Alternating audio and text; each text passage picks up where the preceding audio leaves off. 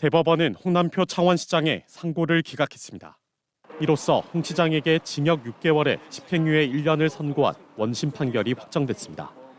홍 시장은 당내 경선에 출마하려던 이를 매수한 혐의로 2022년 11월 재판에 넘겨졌습니다. 사건의 시작은 2022년 6월 지방선거 전입니다.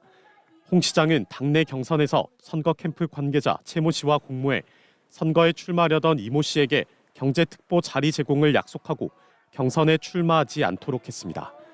1심 재판부는 홍 시장과 최 씨가 공모했다고 보기는 어렵다며 홍 시장에게 무죄를 선고했습니다.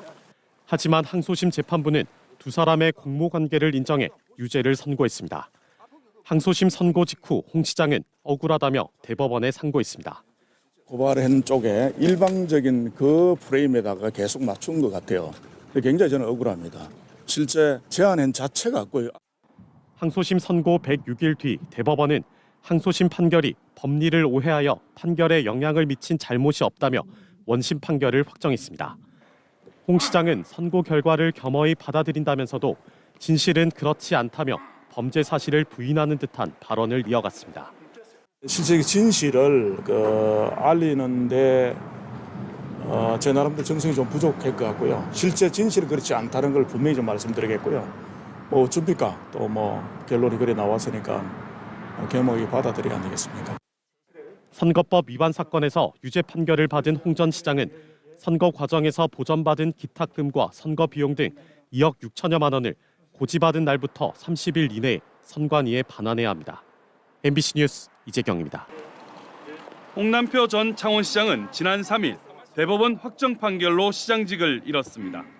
하지만 홍 시장이 임명하거나 영입한 5급 이상 임명직 공무원들은 여전히 자리를 지키고 있습니다.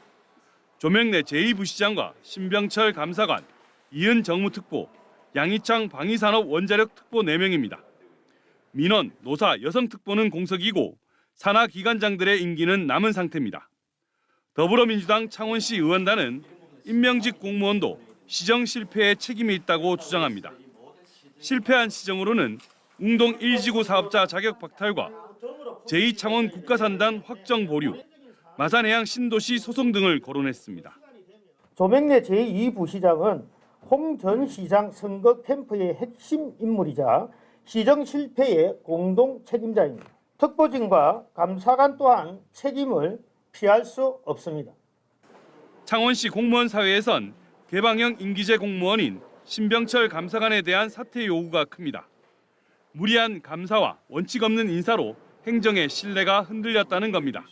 무리한 감사로 혼란스럽게 만든 관계자들 또한 머리 숙여 사퇴하고 그직에서 물러나야 될 것으로 보여집니다.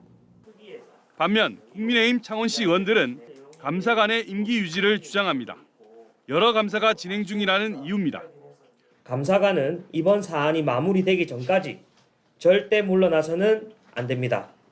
남은 임기 동안 끝까지 진실을 밝히고 정리한 후 소임을 다하는 것이 올바른 길입니다.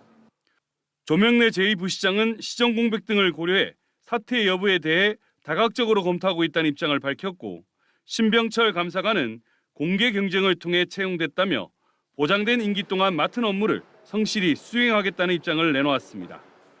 한편 지난 2019년 김경수 전 경남도지사가 대법원 판결로 직을 상실했을 당시 정무와 공보 등 도지사가 임명한 대부분의 특보들은 곧바로 사임했습니다.